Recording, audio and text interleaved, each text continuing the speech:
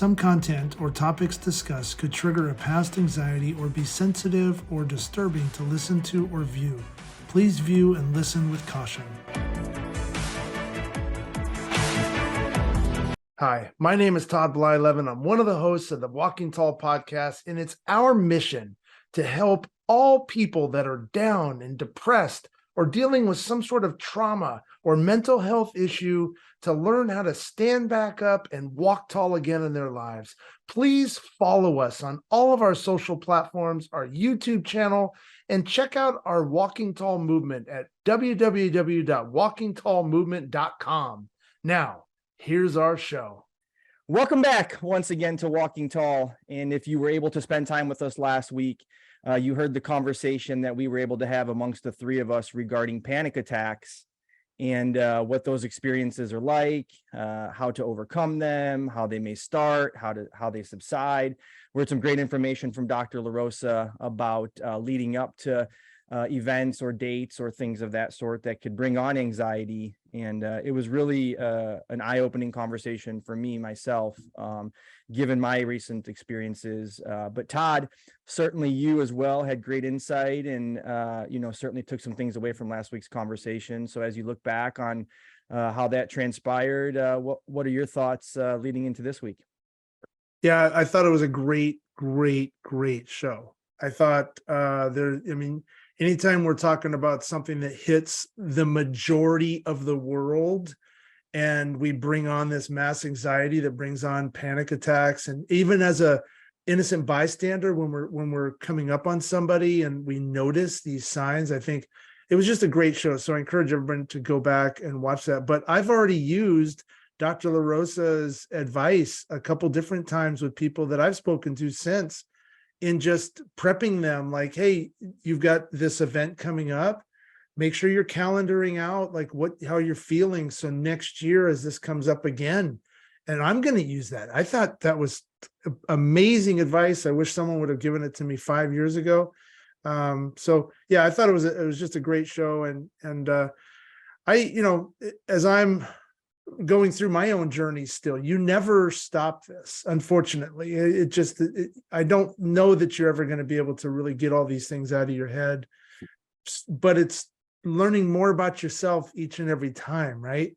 And what we did this last week is we helped each other learn more about the next time we have that type of attack. So yeah, it was a great show. Yeah, no, that's fantastic insight you just provided. You, Todd, being 6 or so years into your journey, and I have to remind myself that you're human also, and you don't have it figured out, right? And because it is a journey, and what you think you may have figured out last week may be totally different this week. And so I think that's why it's very important for us to continue with Walking Tall and having great conversations and sharing tips and tricks and hearing from Dr. LaRosa, because it's an evolving journey. Once you're quote unquote fixed, you're not. And once you have something figured out, and Todd, now that you're scheduling things out, that may work for you this year, but next year it may not. So it's a constant evolution, and it's so important for us to keep these conversations evolving and growing. And that's why we're so lucky to have you, Dr. LaRosa, on our team, because you bring such great insight to certain conversations like that, from both a medical perspective, but obviously you being as human, as empathetic as you are, and relatable. It's just a testament to Walking Tall, and you provided great education last week, as you have all weeks, frankly. But looking back at last week's show and talking a little bit about panic attacks, is there anything else you wanted to say, or some thoughts you wanted just to wrap up as we get into this week's show? Well, thank you so much for the kind words, and there's nothing that makes me feel better than knowing that the tidbits of information that I share are actually helping people, and being used to do so is my greatest reward. So thank you for that. And you're both so right. It's not, week to week, day to day, but the point is to take those strategies and techniques that have worked for us, that have given us some kind of clarity, resolve, and ability to take that next step forward, and use those to build our platform, our arsenal of tools to keep fighting this fight and to keep walking tall. And that is truly what it's all about. And, this brain of ours is like, we always say it's that long-term storage house that's going to come back to get you. And I always say it, and last night was a perfect testament to it. I had dreams all night long about a best friend of mine that passed away 2 years ago. Mm. And she was my lifelong, high school best friend. And I had the most wonderful dreams about her last night, and if I think about it, I remember now in the past few weeks, she popped into my head a few times, and I was so busy that I just pushed it out of my head, or I did what we all do. We consume ourselves with work or details or other things so that we don't have to sometimes focus on those very painful or traumatic things that we all have housed in our long-term memory. And I was doing that. And, my neurological systems, for however they're defined, some people call it subconscious and some call it random neuronal firings. It depends what end of the scientific spectrum Todd, you're which one do you call it? I But- call it which one do you call it? Not random neural. Yes, that one. I'm kind of in the middle. That's I'm what you kind of- call it. I think it's just an eclectic view, but nevertheless, my brain told me last night, you're housing this, you're holding this, and it was expressed in my dreams. And then today when I woke up, I had a super emotional morning thinking about my friend, and then I had to sit and take a good hour or so, and I had to let it out. I had to do what my brain was telling me that it wanted, so that's just an example of how we need to all engage in this self-care constantly for our mental health. We need to constantly walk tall, and hopefully this Yeah. journey will help many others to do so more openly, Yeah, no, more openly because you're so open. yeah, more openly is exactly the intent, right? Our encouragement to anybody listening, for that matter, is to be more vulnerable with themselves, first and foremost, but with others as well, because you never know what your story can do for somebody else. And, hearing both of your stories on a weekly basis and having the luxury of being able to connect with you both offline, your strength of which you've provided me over the last few weeks, given that we just surpassed the first year anniversary of my experience and whatnot, has been really appreciated. And so thank you. And Dr. LaRosa, like Todd, some of the tips and tricks that you provided, I took into action as well this past week. Obviously my experience being over the 4th of July with fireworks and things of that sort, it was a tough week, but I got through it with some of the tactics that I learned through Walking Tall, and I learned through my therapist. And you call it a vast warehouse of storage. I liken it to like a tackle box. The older I get, the bigger my tackle box gets, and I might need this lure or that lure, depending on the water or the wind or the fish I'm trying to catch. And so whatever those things we're learning on this journey of Walking Tall, and as we meet others, I encourage people to write them down, keep these notes of things you can keep in your arsenal, if you will, and really help get through some challenging experiences. But as I did say, we did just surpass the 4th of July Independence Day holiday, and early on in Walking Tall, we made claim that, one of our biggest initiatives was to extend an olive branch and be a resource to our military community. And, we proved that early on by having the most amazing Marine, Christopher Brown, on as he discussed his story and now what he's doing in life as a professional. And that's what this week's guest is no different than Chris. And so we're so honored to bring on Mr. TJ Beaudette. TJ is a United States Marine veteran, and he came to be because as a young boy living in New York, he was personally impacted by 9/11. And due to that tragic experience in New York City, he vowed to serve our great nation, and he did so admirably. But after his military experience, TJ entered the corporate world and succeeded greatly in medical device sales. But I think, like all of us, he began to question his purpose and really what brought him happiness in life. And so he stepped away from medical device sales, and today TJ is a presence coach, and he works to better the lives of many through deeper understanding of their true selves, while coaching individuals to celebrate the present gift of life on a daily basis. And so to me and to us, TJ is an absolute inspiration to many, And we are just absolutely honored to have him a part of the Walking Tall movement and as this week's guest. So Todd, if you don't mind, please let TJ in and we will get to hear his story. Yes, sir. Here we go. Doorbell. Let's go, baby. Come on now. You never know. I know. You always surprise me with how it sounds. Ah, it's the same. Ding dong. There we go. All right. Uh-oh. Oh, There he is. TJ, welcome to the show.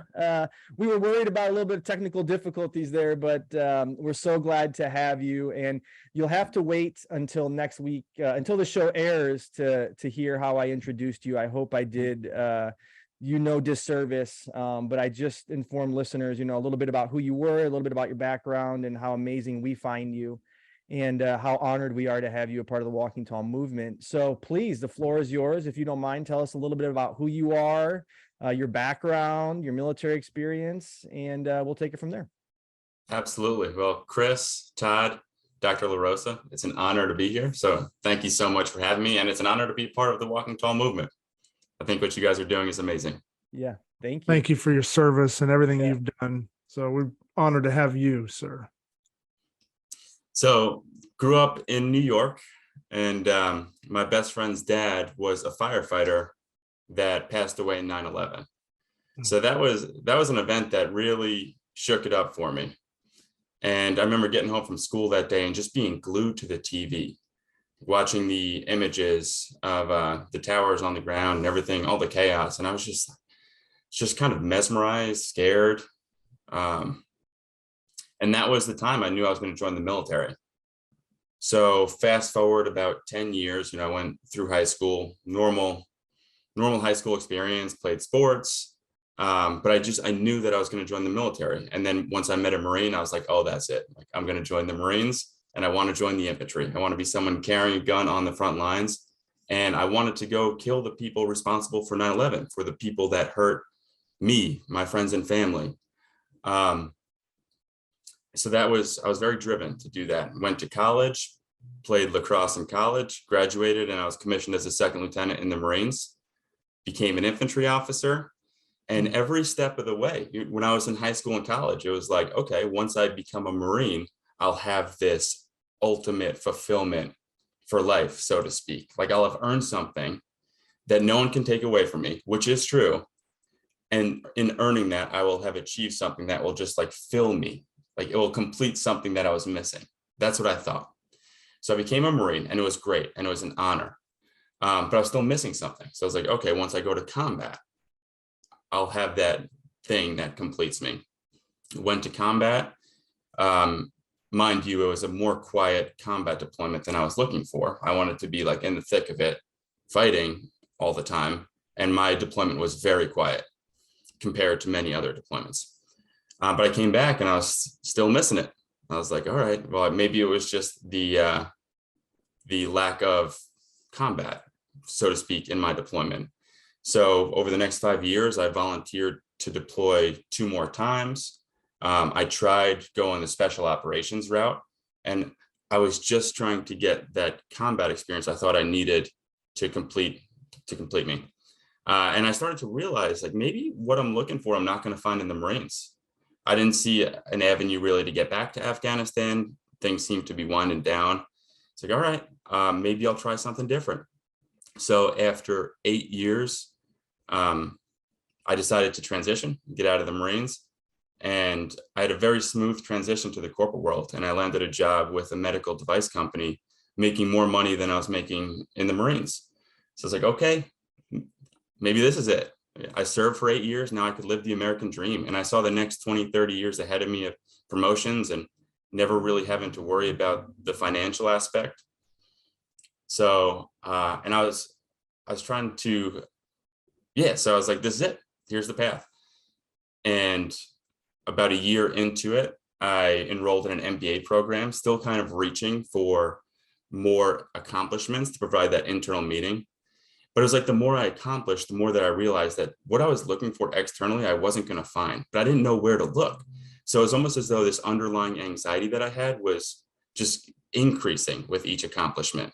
I was getting more and more nervous I wouldn't find it. So it was when I was enrolled in a full-time MBA program, getting my butt kicked, working full-time, and then the images of the Afghan withdrawal was all over the news, where I really hit this emotional rock bottom. And I was married at the time, and like there were things in my marriage that I now look back on like, wow, I thought I was in the right, but I was not. I was wrong. The way I was approaching things was not beneficial to a relationship, but I couldn't get out of my own way. But when I hit that emotional rock bottom, I was watching the images of the Afghan withdrawal all over the news, and that was once my life's purpose, serving and going that path. And I didn't find the fulfillment in it. Now I'm watching it crumble in front of me, and I'm struggling to find purpose on this other path, like deep purpose. So I was just like, what am I doing here? What's the point of all of this? And what I thought I needed was someone in a position of power, like generals or politicians, to tell the truth about the Afghan withdrawal or Afghanistan as a whole. Like call it what it is. But what I realized is I didn't need someone else to tell their truth. I needed to find my own truth, because we could all look at the same thing, the Afghan war, and have different meaning of what it was. Some may call it a win, and they're not lying. Some may call it a loss, and they're not lying either. It's the same thing, and you could look at it from so many different perspectives. And I guess I thought I needed someone to share their opinion from my perspective. But what I realized is I just needed to find my own truth. And I went through, as I was going through a divorce, I started running, and then I went back to therapy, and then I started going out to nature by myself and meditating, and I found breath work, and all these things built on each other. And I realized that so much of healing and growth is overcoming our own fear. If we're stuck in patterns that aren't serving us or ways of viewing the world that aren't serving us, we can break out of that and view it differently, but it takes changing the habits and then feeling the associated emotions with that buried trauma or pain. TJ, wow, there's Wow. so much there to unpack. Mm. You know, first off, thank you for your service. And, you know, I've known you long enough now. And as I said, I've met many veterans, and you know, thanking individuals for their service is always an uncomfortable receipt for you. But you should know that we do thank you, and our movement is so much behind you. And so thank you for all you did for our great nation. You know, before we get into the emotional and the mental health side of things, I thought it would be really interesting just for the four of us to just spend a few minutes and talk about 9/11 briefly. I think it's a really impactful, traumatic experience to us all that were alive during that time of year. And I thought maybe for a minute or so, we could just tell our account of 9/11, where we were, what that did to us. Obviously, TJ, we now know what it did to you, and my heart goes out to your friend and your family as well. But Todd, obviously 9/11 was one of the more, if not the most traumatic, impactful days in American history. What's your account of that day? I mean, pure, utter sadness, right? Scared. You know, I think everybody, I know I was with my girlfriend, Kathy, my wife now at the time, and we, it was, you know, it's kind of shocking. Like, this can't be happening. Is this really happening? This is really happening. And then you see the chaos unfold. And my thing too was, you're seeing all these brave firefighters and police and innocent bodies running in to this building, and then it collapsing, and you're thinking about, oh my God, the heroism, number one, to like go do that, knowing that this was going to collapse at some point, and to just try to save lives. And it was utterly horrible on what happened. And I thought, not to, you know, continue to go down the story of it, but how our nation responded as a one whole unit and came together was truly inspirational to me, the uplift. But the immediate impact, man, everybody better be armed, because if we're getting attacked, like, good luck. You know, and I was in Los Angeles at the time. So it was scary. Grab your guns, grab your people, and make sure you got provisions. And like, it was crazy. But I was so proud of our military that and our leadership, I think at the time, that just went over and kicked ass and took care of what we needed to take care of. And but yeah, just utterly sad. I mean, your friend's father's a hero, obviously. And I've had a chance to talk with some 9/11 first responders recently. I've got an opportunity in October to go speak at a convention with a lot of 9/11 responders for a resiliency group.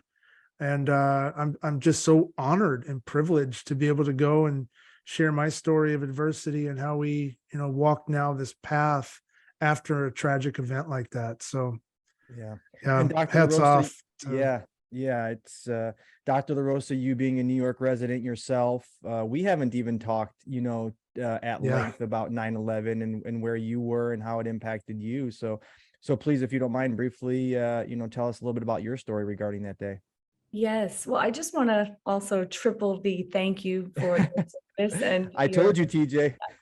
it's just from the heart. And the passion as a young man to defend this great country is admirable. And when I look at the youth of my own boys, 16 and 13, it's so hard to imagine how somebody so young could start to have thoughts of wanting to be in the military and serving our country. But events such as 9/11 do spark that patriotism and desire to protect what our ancestors have built here for us in the way of freedom. And quick story, on the 4th of July, we watched Midway as a family.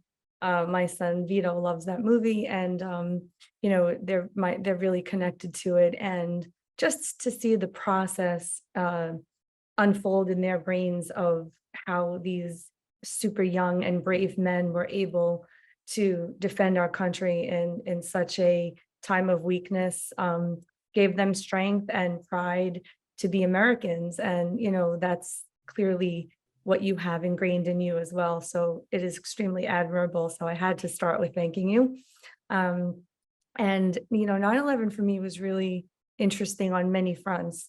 My husband is a pilot. At that time, he worked for American, and he had friends that worked for United, and they used to fly those routes. And so I was newly married at the time, did not have children yet, and I worked in the city, Roosevelt Island. I was the director of a residential program for adults with autism, and I was actually on my way to work. And so I was, all of a sudden, instantaneously, the world shut down. Instantaneously, within minutes, roadways were blocked. There were police presence everywhere. You just knew something was happening and it wasn't good.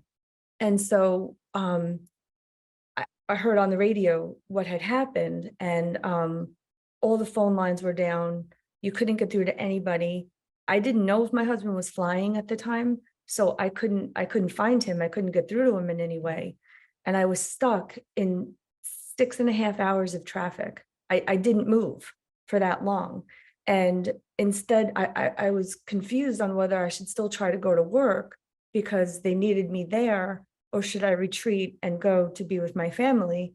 And ultimately, I decided to go to try to find my family.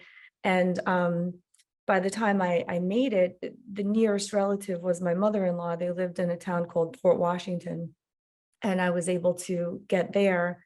And then I was able to know my husband was okay. And we also had a lot of family members that worked in the towers. So my aunt, our Aunt Anna, cousin Lauren, they all were there. So there was a lot of worry, there was a lot of fear, there was a lot of angst, and it didn't end. So we just, once we found out that everybody was safe, we had to then process as a cohort, as a family, what had just happened to us, and the threat, and the sheer vulnerable nature that we all as Americans felt, I think, as a nation for the very first time. I mean, we're a superpower, right? We're a great nation. We have a lot of military support. We have a reputation, right? But here we were vulnerable and attacked, and nobody could do anything about it. And so it did create those feelings of anger and fear and a variety of things in all of us as a group. And at the time, to be a New Yorker was a feeling I'll never ever forget, because it was just as if everybody around you was looking out for you. Everybody was there to pat you on the back, to lift you up, to pave way for you, to make sure you were safe. Everyone, everywhere, everybody was looking out for each other. And, you know, that really is the nature of New Yorkers. You know, a lot of people give us a hard time, but but that really is truly what this state is about, and what these local communities are about. And whenever people need each other, nobody's going to fight harder for one another, like we do here in New York. And so, you know, being part of that on so many different levels was just an emotional roller coaster. And I have many family members and friends who have had severe mental health after effects from being there. You know, I have friends that went in and did the recovery work, the search and recovery work afterwards. And the stories, you know, that come from that are, I think, something, you know, in future podcasts, we should really bring on people to tell us about that firsthand. But when I hear the stories of people who go into combat and the stories of what people experience, I think, wow, I've really been sheltered from that. You know, people don't know what you go through, you know, and even mild combat is an extremely taxing mental place to be for us as human beings. And so, you know, opening up to the real tragedy of the search and rescue effects and the feelings that people went through being there, you know, just knowing that they may die at any moment, you know, people trying to get out of buildings, people carrying people out of, you know, several flights, you know, trying to, you know, just save their lives within minutes. Is the stories are endless. And so it was a time in our history I know that we will all remember. Yeah, no, exactly. I'll remember it as well. And TJ, you know, you know, said a few things real quick though. I was a college student athlete. I played college baseball at the University of Iowa, and I was on the CAM bus driving to class about 7:30 that morning, and the bus driver had the radio on, and it came over the news.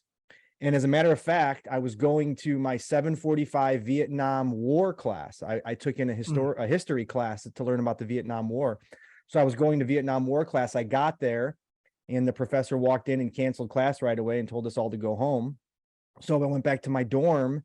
And, you know, as I was a college athlete, you know, we didn't have class that day. We were still wondering if we were going to have practice that night. So a couple of our teammates just came over and we hung out and watched the news all day and played video games and waited for baseball practice to start, you know. And I just remember that uncertainty in the air, you know, like what's going to happen? You know, is this the last of it? And then, you know, 2 summers later or a year later, I played summer ball in Decatur, Illinois. And believe it or not, Decatur, Illinois, after 9/11 was one of the top 10 locations, I believe, at the time in the United States for a terrorist hit list, because they were one of the largest providers of soy. And so they were protecting the plants, because if we didn't have soy available, we wouldn't have some provisions, some food and things of that sort. So it was a really, really peculiar summer. You know, and obviously we all could talk at length about that day. But TJ, you know, what you said to me and said to us really resonated is, you know, the mental capacity of which, or the mental struggle that, you know, witnessing an event of that magnitude and having impacted it so closely, you know, provided you. Talk a little bit more about the mentality, you know, the anxiety, some of those things, you know, because I think Todd or I, and, you know, Dr. LaRosa, you said it as well, right? Seeing communities band together as New York did regarding 9/11 is no different than the response of Las Vegas after your experience of Route or my experience in Highland Park. So TJ, yeah, talk a little bit about that, you know, the mental capacity and how you overcame that or what you did to address it. Well, I will say, Dr. LaRosa, when you were speaking about New York after 9/11, I started to get super emotional because it brought back all those feelings of both unity and fear. And I think that fear is something that stuck with me. Like, no one wants to feel vulnerable. And that vulnerability and fear seem to be very closely related when we're scared of something. So I progressed through high school and through college and through really difficult training in the Marines, driven by fear. And I was so driven to accomplish, and it pushed me through some of the most difficult training in the military, and allowed me to succeed in numerous different jobs in the military. Yet it was driven by fear. And yes, that fear is from post 9/11. It's also fear stemming from my childhood. My parents were divorced, so I grew up without a father figure for a majority of my life. So fear of abandonment. So perhaps I felt like I had to prove myself to others to fit in, prove myself to society to fit in. And there's other things too. There's more underlying fear there. But as I look back on it, I wasn't fully acknowledging that fear that was driving me to do good in the world. It was like a part of myself that I didn't want to look at. So even though I was succeeding in life, I think because I wasn't accepting the totality of me, the fear, the guilt, the shame from the past, that I was constantly falling back into cycles. Yeah. No, it's a really good insight because, we've talked a little bit about guilt in shows past, and we've talked, about various aspects of sentiments, and the thing I've appreciated as I've gotten to know you, TJ, is the acceptance of who you are and the self-love that you give yourself, first and foremost, before you give it to anybody else. And I think, when you go through traumatic experiences like we all have, or you serve in combat, or you take in 9/11, or whatever the traumatic experiences is, you come to those realizations that there's underlying issues there that really come to a head by a significantly traumatic experience. And, Todd, did you experience any of that, after Route? Obviously that traumatic experience did what it did to you and turned you into who you are today. But did any past, dust kick up, or did you address any past issues that you may have not addressed, throughout your early days after Route? Yeah. I mean, of course, there's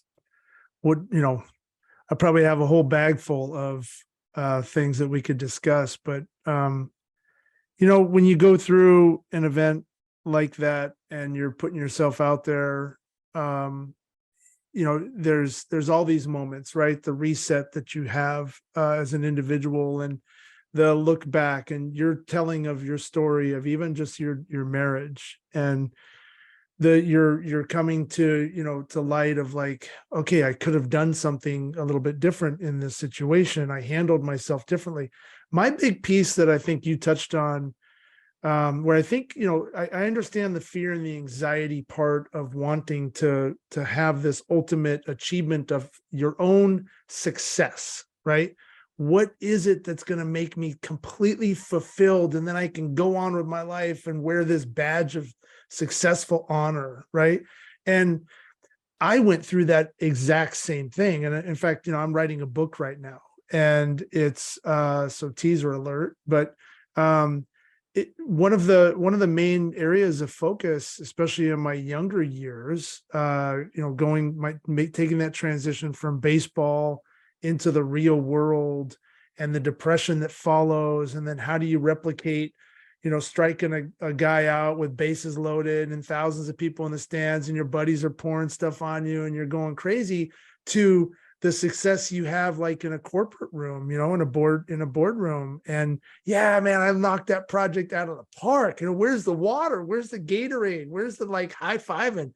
And it's hard to replicate that, right? But you're always searching for that constant success, something you can really be proud of yourself for and just move forward in your life. And unfortunately, like, I don't know that ever comes, right? And so you search for it, and and maybe it was driven by fear and trying to get into the military, and you wanted to go deep into combat and fulfill that. But then the aftermath of it is still, you have to like unpack all that baggage too. And then the next step forward, that's not going to be as exciting as what you just went through. So when I went through, the unfortunate event on October 1st, 2017, and you're experiencing loss of life, and you're experiencing all the sounds of terror and horror and everything else, and then you're uplifted with the inspiration of people coming back, similar to what some firefighters from 9/11 have told me. We've had some very personal, deep conversations around the similarities in that event, and the fact that people were coming out to help, the camaraderie, the feeling of everybody as one, hugging each other, like you talked about, Dr. LaRosa. And I think you struck a chord with me, TJ, with the definition of success, and how do we move forward in our life. And you know what? Like listening to you tell your story, and how you've been able to go through and self-help yourself and learn meditation and things that really work for you. How can we learn how to walk tall? That's the whole thing, right? Bowing our chest up, keeping our boots moving forward one after another, and continuing to walk positively in our lives and just feel good about ourselves. You don't have to go into a war. You don't have to go saving people. It doesn't have to be that, right? Look at what Dr. LaRosa has done and what Chris has done in just our lives, and how we're impacting people now. For me, it was the big reset. It was the looking back and things that I probably could have done better in my own marriage, and different things that, we now might look back on ourselves, but that was always a learning experience too, right? It's a learning experience, and you're not alone. I could tell 2 stories about what maybe I'm not proud of, and I guarantee you there's somebody listening right now that said, "Oh, I did that. I did that same thing." Yeah, exactly. You know what I mean? Like, we all experience it differently based on our backgrounds and our upbringing. But the fact that, the defining of your own success, I thought was really, really key in what you were talking about. Yeah, that's really been one of my great takeaways from getting to know TJ as well, is just loving yourself and being happy with who you are, and working on yourself first and foremost. But Dr. LaRosa, something that TJ said, I wanted just to get your takeaway on. How often, and I mentioned it to Todd, when you have a traumatic experience like we all have had in our lives, how often does the past dust, as I called it, kick up, right? And how important is it to address these things as they're ongoing, so that way when you do have a traumatic experience, not to say it's inevitable, but we all go through something, that you're not working backwards and addressing the past before you can get to the present, right? I think that's a huge takeaway that we have to really instill upon listeners, is addressing the present, so that way when the future comes, you can address the present, if that makes sense. So here it is, right?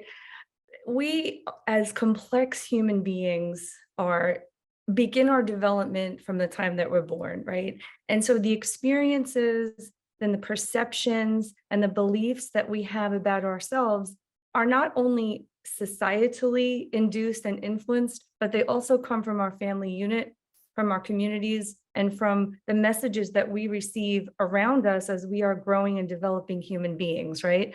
So the messages of who we are and what we need to do to prove ourselves to ourselves, to prove ourselves to our families, to prove ourselves to our society, they are developed through a variety of sources and images and messages. And how we take in and perceive those messages is such an individual experience, right? And so some of us can take these experiences and it could hurt our self-esteem, and it could send us messages, well, I only get the attention and accolades and support of my family when I win this contest, or I get these grades, or I do this, or I do that. Now, I'm speaking personally. I know my family loved me. Of course they loved me, but they loved me so much that they highlighted all of my accomplishments to such a degree that I began to feel that if I wasn't the best, and if I wasn't the most successful, if I didn't win the gymnastics competition or the beauty pageant or whatever the heck out baton twirling thing, that I was not successful, right? And these messages began developing in me, and and there was a certain part of my life where I was extraordinarily insecure and I was depressed and I was anxious because of all the things that I kept telling myself that I wasn't, and all the things that I had to keep doing to prove to myself to reach that same perspective and place in time, TJ, that you talked about, that you were searching for. And I know as human beings and people, in a Western society, these are messages that are all around us, societally induced, I say, and from our family, absolutely, even though they don't mean to do it.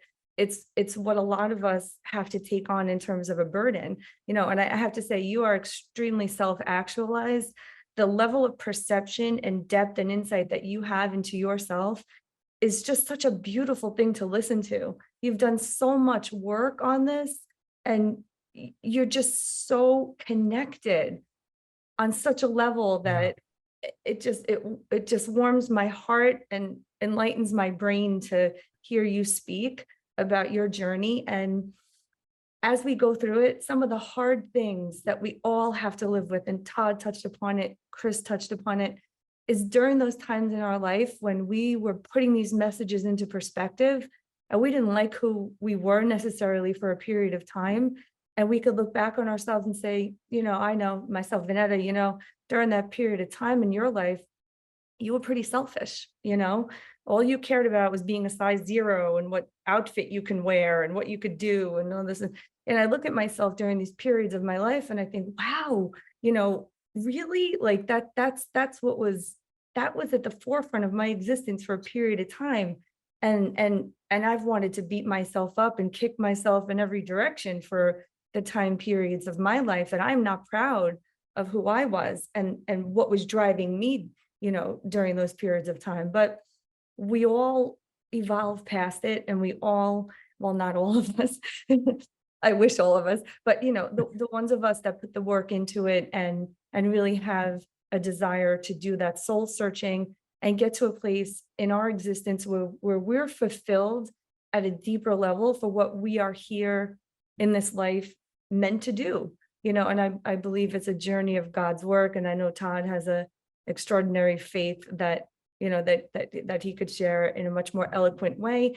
But ultimately, I do believe that everything that we experience is based on a variety of perceptions. And you said that earlier. You said the Afghan war was a perception that could be interpreted in a variety of ways by a variety of people.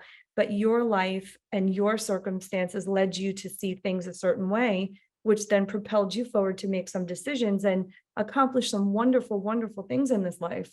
But at the end of that road, you didn't find that thing that made you feel as if you had done it for yourself. And I think we all realize after a certain point in time that it's not just one thing, right? That it's the day-to-day, and it's the work that we can do and giving ourselves credit for the good that we have done, letting up on the things that we haven't done so well, and sharing with others the knowledge that we have to make people's lives better. And that is such a commendable action, TJ. And the fact that your life is going in that direction is a wonderful thing. Yeah, no, it's exactly. And, one of the benefits of tuning into our show is learning, and I learned something new today. And, I learned that Dr. LaRosa used to twirl a baton.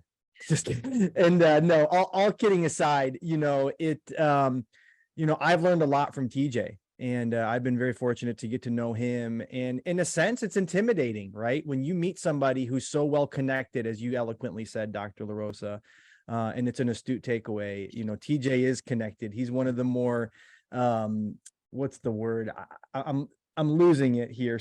I don't want to say spiritual, but I would say in touch, and having a conversation with TJ as often as I get to is really enlightening. And I walk away from it feeling better because he gives me permission to love myself, and I think he's a living example of loving himself. And so I think this is a great transition. TJ, let's talk a little bit about what you do now and how you go about doing it, and who you actually are as a person, who is TJ Beaudette today. And I think it would be really eye-opening for a listener to hear about some of the work you're doing and how you go about your life today. First of all, I have to say that your name is amazing. Love it. That is Baseball such a name. cool name. DJ Beaudette. Yeah, it's so awesome. That's like now up to bat. TJ. I know. Yeah, Yeah, it's like Beaudette, you can put it anywhere. Yeah. Yeah, it's awesome. It's like that New Orleans, New York kind of. Yeah, you got it. Yeah.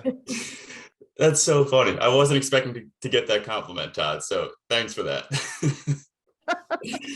So, man, this has been awesome.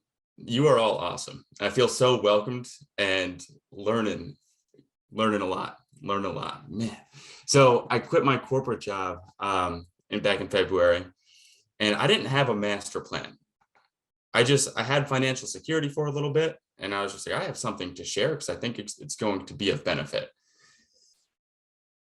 So I started sharing it, and then it just started opening up these doors and connections with people, and started talking with other veterans and other people, just naturally giving them advice and tips on how to make changes in their habits and routines to start to break those thought patterns and see it differently and see themselves differently.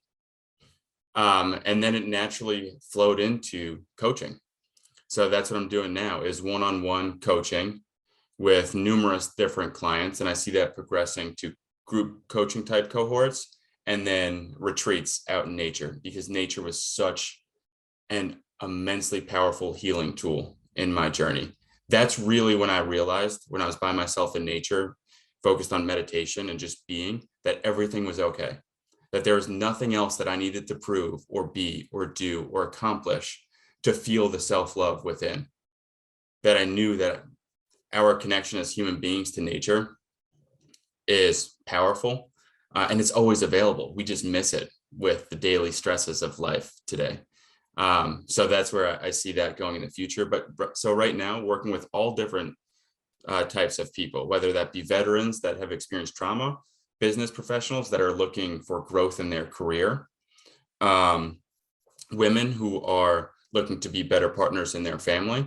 Because what I've realized is overcoming fear to see things differently, to love ourselves, is applicable to so many different types of people and in so many different situations. So that was a long-winded way of saying helping people overcome fear to love themselves and experience life from a different, lighter perspective. Yeah.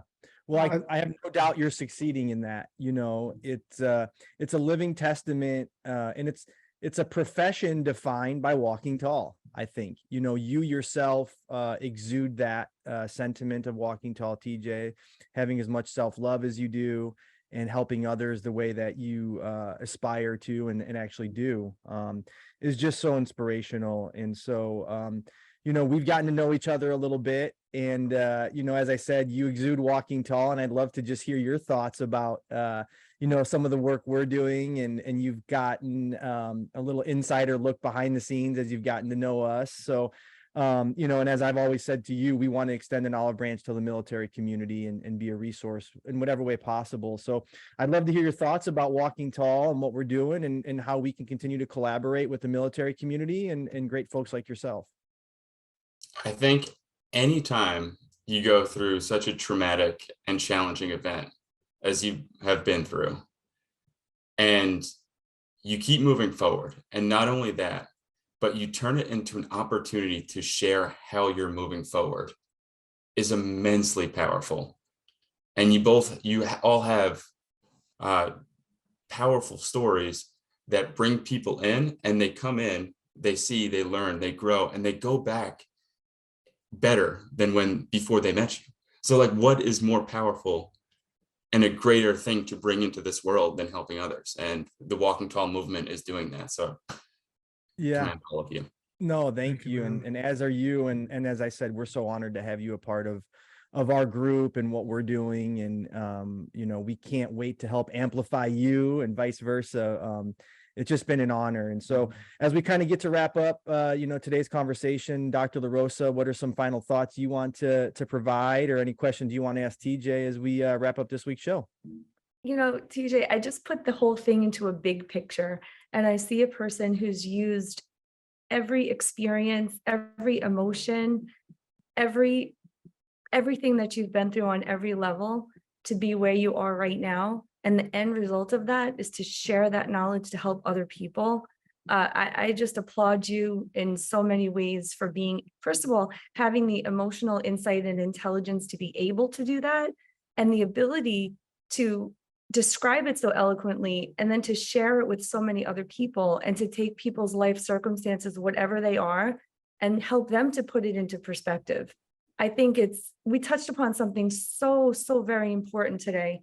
And that is we tend to judge ourselves by some image that we create that we want to fulfill. And if I accomplish this, and if I achieve this, and when I achieve that, then I'll be worthy, then I'll be good enough, then I'll be lovable to myself and others, then I'll be valid. And that doesn't have to be the way that it is. We don't need to see ourselves for our accomplishments only. We need to see ourselves for everything valuable that we are. And what a lesson today that you have brought to light by sharing your story and being able to do that. It's just so, it's a message I just wish so many people will take to heart, because I think at the end of the day that they can walk away feeling better and starting to love themselves and going on that journey as well. And then with regard to nature, I could not agree with you more. There are research studies, there's so much information out there to show that, kids with ADHD, spending 10 minutes a day in nature can improve their ability to focus and manage a lot of symptoms related to ADHD. And there's so much out there to sort of ignite our brains in a different way, when you're in nature. I would love to continue that conversation and hear more of how you feel and what has inspired you through nature to take that route and to rely upon it so much to give you mental clarity. So I think that is a whole nother, we just keep developing shows in every conversation. And part of, and Todd, I'm anxious to hear your final thoughts as well, but real quick, part of the intent of Walking Tall is to put like-minded individuals together. And so for a listener who heard a previous show early on where we had Chris Brown on, a Marine veteran as well, who's doing some charitable work with growing veterans. He started his own charity and he's helping veterans through agriculture. TJ, I've already connected the two of them and introduced them behind the scenes, and hope that they can get to know each other, because the work that they could do together could be immeasurable, and the good they can create in the world could just be immense. And so, I wanted to say that, that's not the first time we've heard about the benefits of nature and agriculture. And Dr. LaRosa, you're right. We do need to have a specific show about that.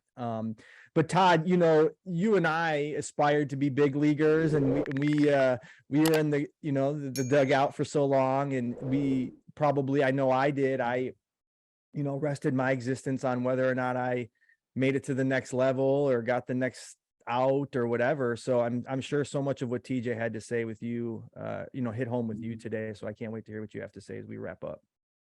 Yeah, no, definitely. I mean, again, I can't thank you enough. My whole family, especially my mom's side, is all military.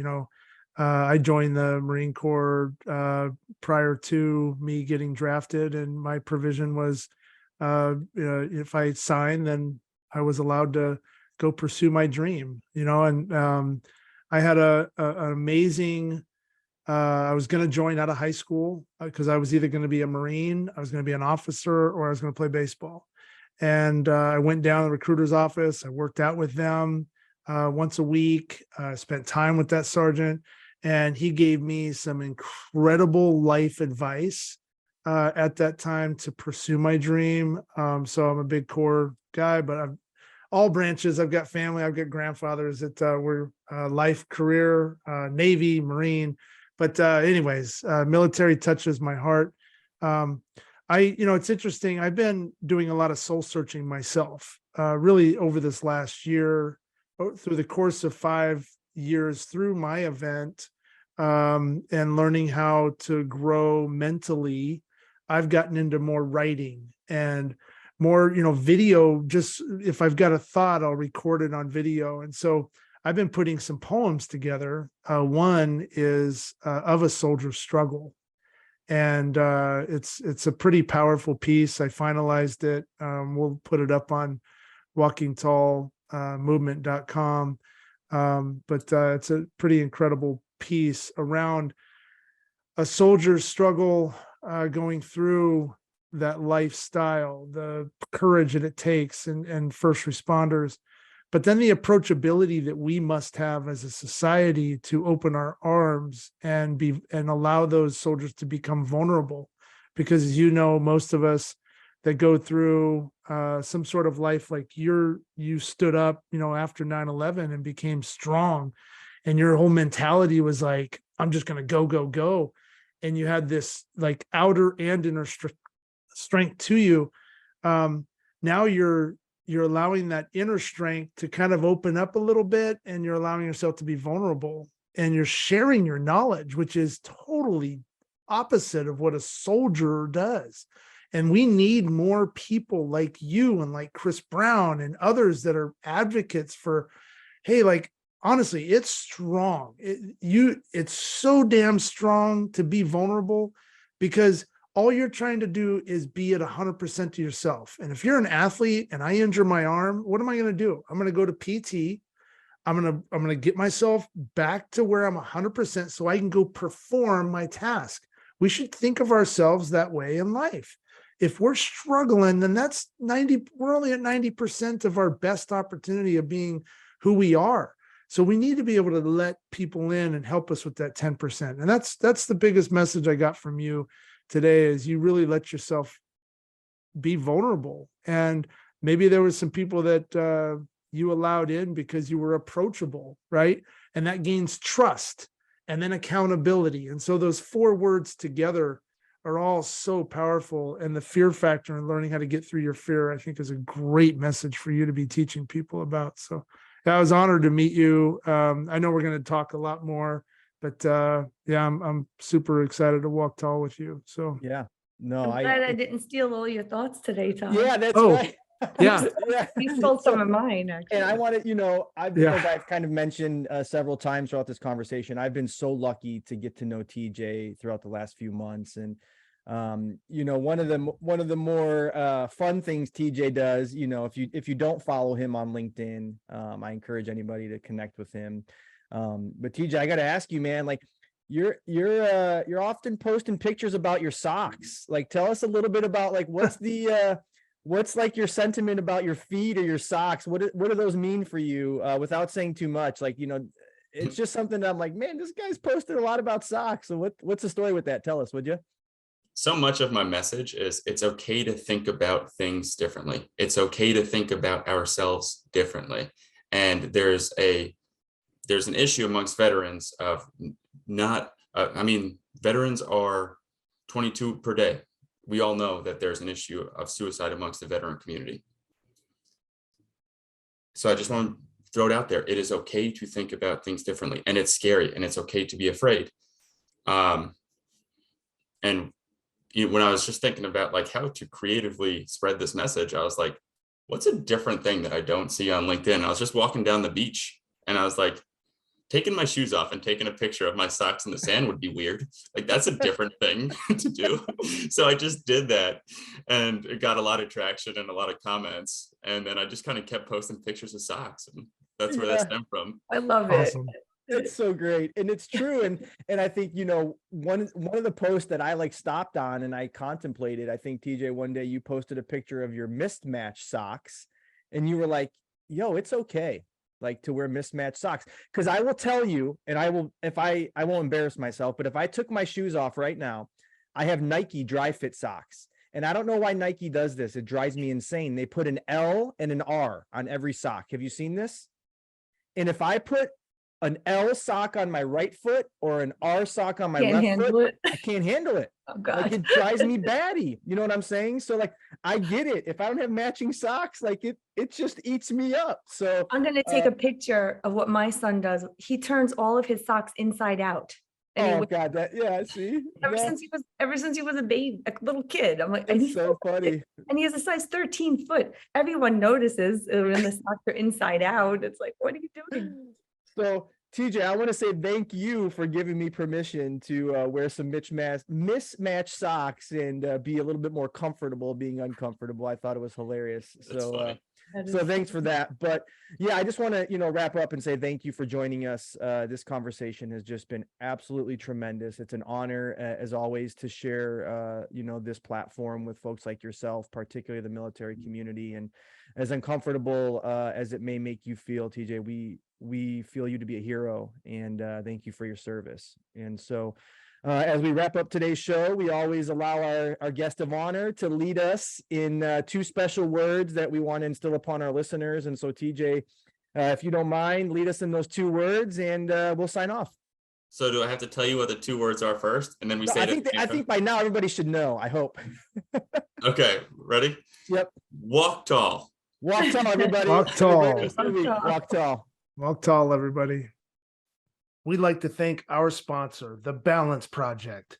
Check them out at www.thebalance-project.org. Thank you so much for being a proud supporter of the Walking Tall movement.